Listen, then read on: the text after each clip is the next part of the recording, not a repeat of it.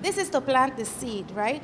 To show them the Belize's potential, to show them what is available, to expose them to what can be available.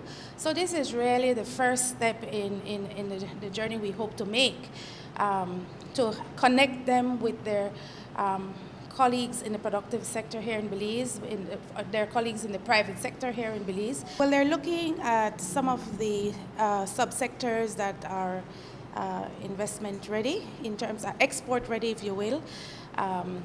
Some of the traditional areas, particularly seafood, is certainly of high importance. They're looking at the opportunity for coconuts, which is a new and emerging subsector in the industry for us.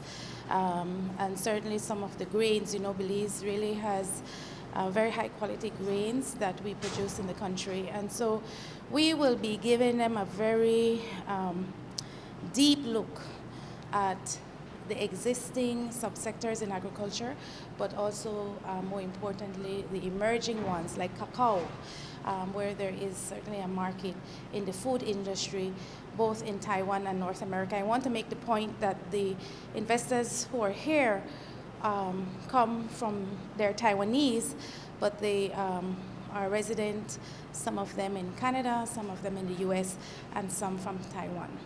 The end of, or the aim of this is to attract some of these investors to come and invest in Belize? To invest in Belize and to buy from Belize. As you know, we are in the middle of a negotiation with Taiwan for a partial scope agreement.